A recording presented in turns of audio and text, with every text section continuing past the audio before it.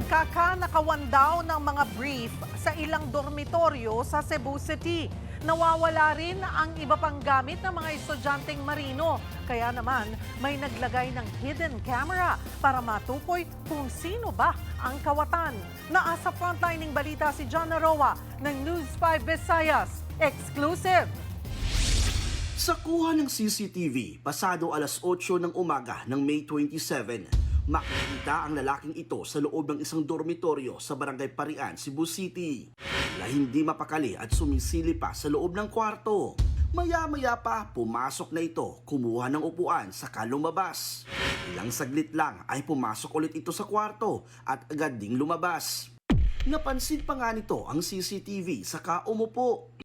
Halos mag-iisang oras na nang makita ulit ang lalaki na pumasok sa kwarto. Dala ang upuang inilabas niya kanina. Sumampas siya rito at paglabas, may bitbit na rin siyang clip fan. Ang sumunod na eksena, sinuway na ng isang nangungupahan sa lugar ang lalaki na may bitbit ng baga dahil sa kaduda-duda raw nitong mga kilos.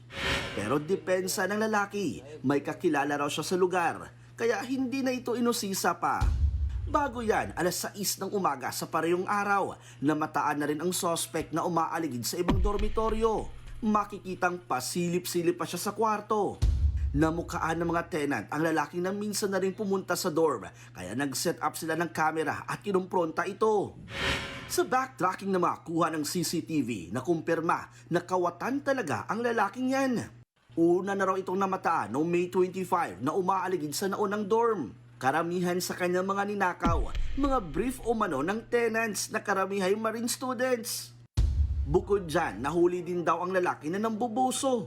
Nang busisiin pa ang CCTV, nakitang kinukunan din ng lalaki ng larawan ang mga lalaking border na ipinapadala umano ng suspect sa isang messaging app. Habang naliligo ako, 2 beses nangyari na napansin ko na may nag-video sa taas. So pag-check ko sa taas, may cellphone na naka-record, naka-video.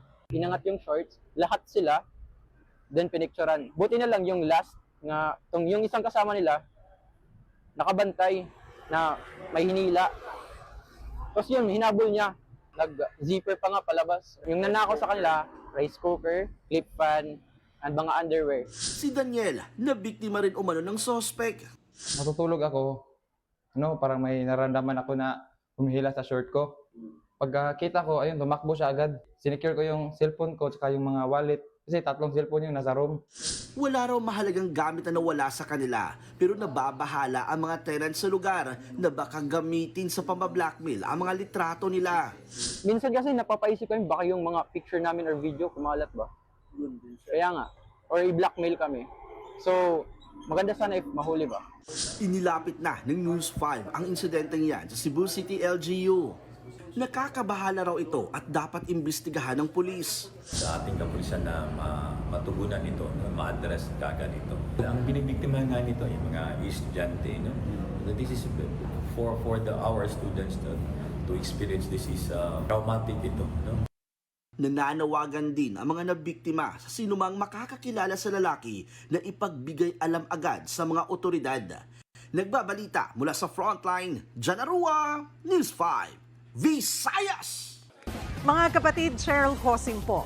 Maging maalam at may pakialam sa mga napapanahong issue at headlines. Mag-follow at mag-subscribe na sa social media pages ng News 5.